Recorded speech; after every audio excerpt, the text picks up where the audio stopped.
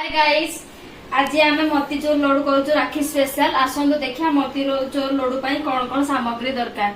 मुझे 2 कप बेसन नहीं प्रथम ये चलई तापर एबे आम ये लुण स्वाद अनुसार पकेया।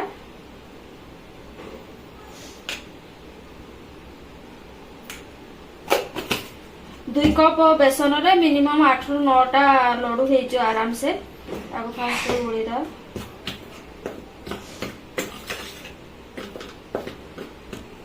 कला एबे बटर पानी पानी दा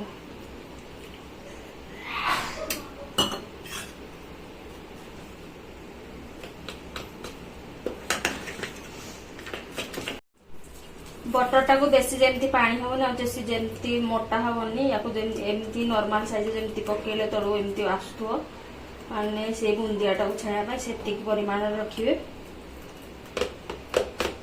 और आस्ते आस्ते पानी पकेबे माने डायरेक्ट पानी पकेकी ताको माने पूरा या पानिया या बेसी आंटुआ रखेनी धीरे धीरे पानी देकी ताको देखिए के अनुसार होची।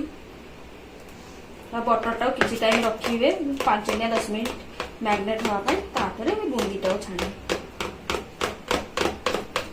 एबे देखंतु तेल ताती गला एबे बुंदी छाणिया। हमरो जेतु छामच नाही हमें चटु द्वारा ट्राई करछु करिया को चटु रे पकेकी देखंतु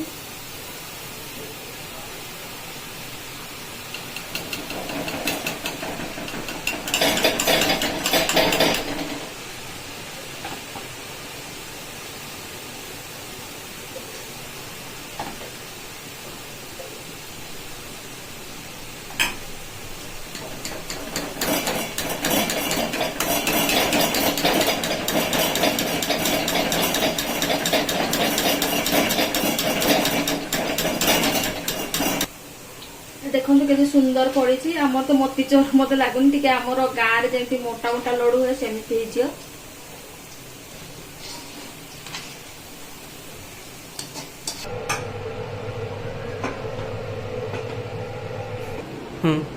देखो तो आमर बुंदी छणा ए सरीगला।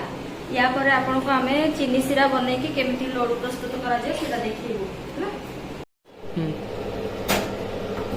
देखो तो आमे एठी गोटे कप चीनी नेचु सेथिरे हाफ कप पानी जति चीनी नेचुनी तार हाफ कप पानी देबे बेसी पानी देनी।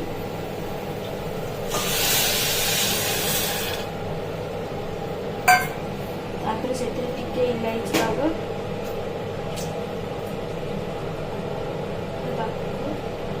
किछि समय हवा को देवे माने सीरा टाइप रो इमस्ती हवा को देवे बसिया को देवे 5 मिनिट। देखो तो हमर एबे चासनी पूरा रेडी हे गला। एबे हम एथिरे बुंदी पके देबो बंद कर। आमे कलर यूज करनु आमे नेचुरल कलर दोजु लड्डू जेमती कलर मोतीचूर टिके कलर मिसई की रेड करा जाय कि आमे कलर मिसनु।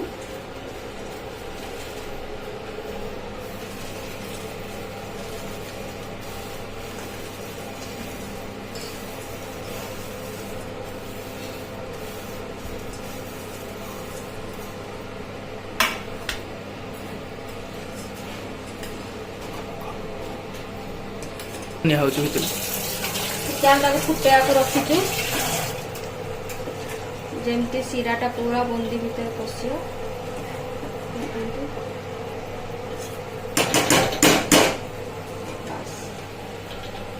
देखु आम चासनी रु काढ़ी ना बुंदी को लड्डू तैयारी करछु गाँव पूरा देसी स्टाइल लड्डू।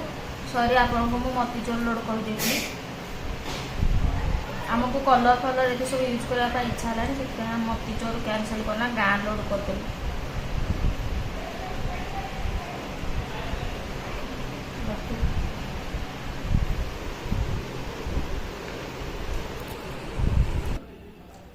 रेडी काली राखी पूर्णिमा पाई आपण मान भाई मान को भी आम तरफ रक्षाबंधन हार्दिक हार्दिक शुभेच्छा। समस्त सुखरे रुह भले रुह आ भल मनीष हुआ।